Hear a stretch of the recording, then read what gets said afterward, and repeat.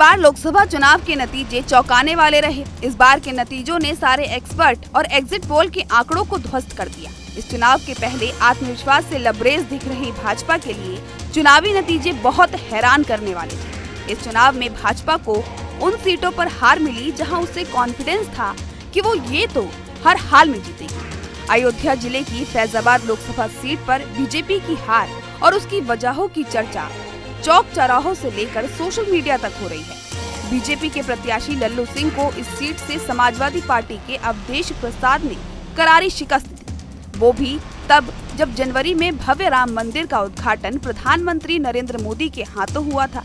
विकास की बयार भी अयोध्या में खूब चली, लेकिन चुनाव के परिणाम से अयोध्या वासी भी चौंके हुए हैं। अब बीजेपी यहां अपनी हार की समीक्षा कर रही है। न्यूज स्टेट के इस खास कार्यक्रम समीक्षा हार की में हम आपको बताएंगे कि अयोध्या में बीजेपी कहां पिछड़ गई। स्थानीय लोगों की माने तो यहां की व्यापारी काफी समय से परेशान है, कोई सुनने वाला नहीं है। राम मंदिर के पास रामपथ में कई दुकानदारों ने अपनी दुकान खो दी, जिसके बाद उन्हें मुआवजा तो मिला, लेकिन वो इससे खुश नहीं है। उनका कहना है कि मुआवजा नाकाफी था।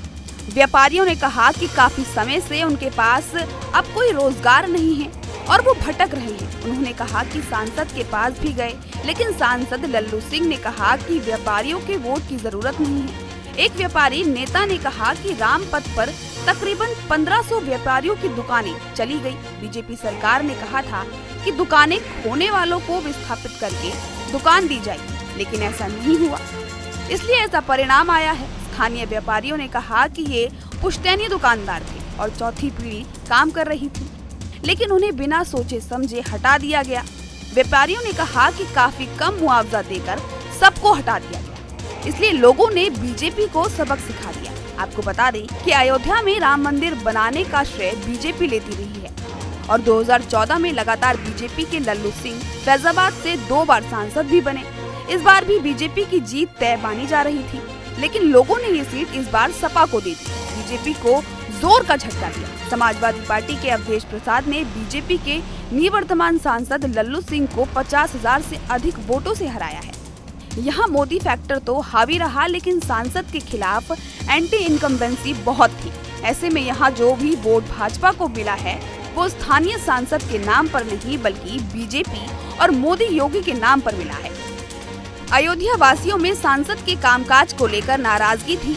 राम मंदिर के निर्माण की वजह से मंदिर परिसर के आसपास सड़कों को चौड़ा करने और बुनियादी ढांचे को विकसित करने के लिए सरकार ने कई लोगों को दुकानें और घरों को तोड़े, जिसकी वजह से लोगों में नाराजगी थी। लल्लू सिंह अपनी जीत को लेकर ओवर कॉन्फिडेंस थे। चुनाव प्रचार के दौरान लोगों तक उनका संदेश सही ढंग से नहीं पहुंच सका।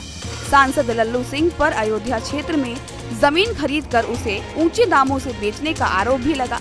विपक्षी नेताओं द्वारा अयोध्या में जमीन की खरीद बिक्री का मुद्दा भी जोरों शोरों से उठाया गया था। लोकसभा चुनाव के दौरान लल्लू सिंह का एक वीडियो भी काफी वायरल हो रहा था, जिसमें वो कह रहे थे कि संविधान में संशोधन करने के लिए 772 सीटों के बहुमत वाली सरकार को भी संघर्ष करना होगा, इसलिए 2/3 से अधिक बहुमत की आवश्यकता है। राजनीतिक पर्यवेक्षकों की माने तो ये विवादास्पद टिप्पणी भाजपा उम्मीदवार के खिलाफ चली गई। वहीं समाजवादी पार्टी के अध्यक्ष अखिलेश यादव ने कहा कि मैं अयोध्या के लोगों का धन्यवाद देता हूं। आपने समय समय पर अयोध्या का दर्द देखा होगा। उन्हें उनकी जमीन के लिए उचित मुआवजा नहीं दिया गया। आपने उन पर झूठे मुकदमे लगाकर जबरन उनकी जमीन छीन ली। इसलिए मुझे लगता है कि अयोध्या और आसपास के इलाकों के लोगों ने बीजेपी के खिलाफ वोट दिया। आपको हमारा ये वीडियो कैसा लगा हमें कमेंट कर जरूर बताएं। देश दुनिया की तमाम और यूपी उत्तराखंड की हर छोटी बड़ी खबर के लिए जुड़े रहिए हमारे साथ और देखते रहिए न्यूज स्टेट।